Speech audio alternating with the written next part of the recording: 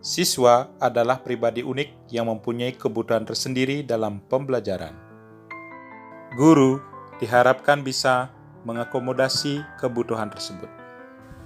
Pembelajaran berdiferensiasi adalah salah satu roh utama daripada kurikulum merdeka. Pembelajaran berdiferensiasi merupakan sebuah usaha dari seorang guru menyesuaikan pembelajarannya dengan situasi siswa, situasi lingkungan belajar oleh siswa, sedemikian sehingga pembelajaran capai tujuannya. Bersama saya, Pandai Putu Kurniawan, saya adalah seorang guru matematika di SMK Negeri 3 Denpasar.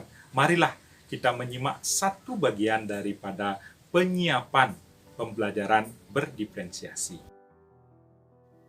Situasi yang kita hadapi saat ini adalah siswa SMK yang diharuskan belajar di sekolah maupun di industri. Saat belajar di sekolah, kebutuhan mereka akan pembelajaran yang berbeda harus disiapkan oleh seorang guru agar pembelajaran dapat berlangsung dengan efektif. Tantangannya adalah bagaimana cara kita menyiapkan sebuah pembelajaran yang bisa diakses di mana saja oleh siswa, baik di sekolah maupun di industri, dan dapat memenuhi kebutuhan pembelajaran mereka yang berbeda-beda yang sesuai dengan karakteristiknya.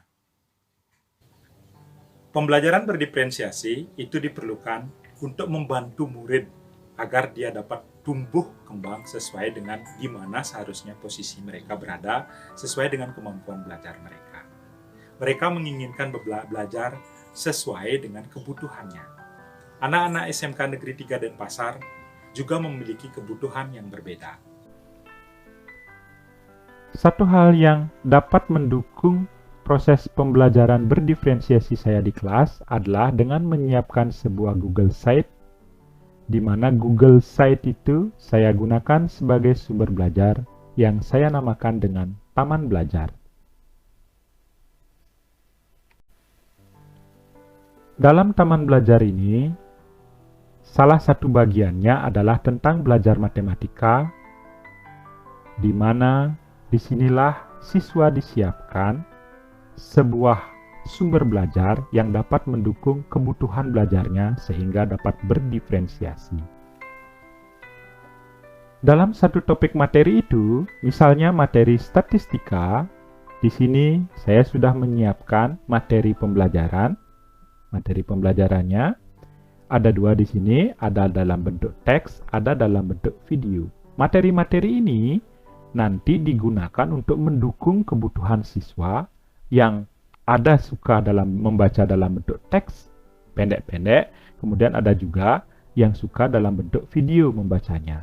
Nah, tentu saja semua ini adalah sumber belajar pendukung untuk memenuhi kebutuhan siswa dalam berdiferensiasi nanti di kelas. Sebenarnya ada 3 strategi yang bisa ditempuh dalam pembelajaran berdiferensiasi ini. Yang pertama adalah diferensiasi konten, kemudian yang kedua adalah diferensiasi proses, yang ketiga adalah diferensiasi produk. Nah, untuk pembelajaran matematika ini, diferensiasi yang paling bisa kita siapkan oleh seorang guru dalam pembelajaran adalah diferensiasi konten. Bagaimana kita menyiapkan sumber-sumber belajar yang bisa digunakan oleh murid, yang bisa digunakan oleh siswa untuk menumbuh kembangkan minat situasi pembelajarannya sesuai dengan kondisinya. Di samping materi pembelajaran, ada juga di sini adalah aktivitas matematika. Aktivitas matematika ini digunakan untuk menumbuhkan kegiatan yang melibatkan fisik siswa secara kinestetik. Misalnya, di kegiatan satu ini, siswa diharapkan dapat membuat sebuah penyajian data, sehingga siswa itu dapat bergerak secara kinestetik, mengumpulkan data, kemudian menyajikannya. Demikian juga di kegiatan 2, meskipun ini bukan kegiatan fisik, tetapi kegiatan yang digunakan untuk melatih pikiran mereka. Ada juga latihan soal yang bisa dikerjakan di mana saja, kapan saja oleh siswa, dan guru pun dapat memeriksa kapan dan di mana saja. Kemudian, refleksi yang bisa dilakukan adalah bahwa sumber belajar Taman Belajar dalam bentuk Google Site ini dapat digunakan siswa dalam belajar. Demikian juga sangat membantu siswa dalam menemukan materi-materi yang ingin mereka pelajari. Tentu saja perlu perbaikan lebih lanjut.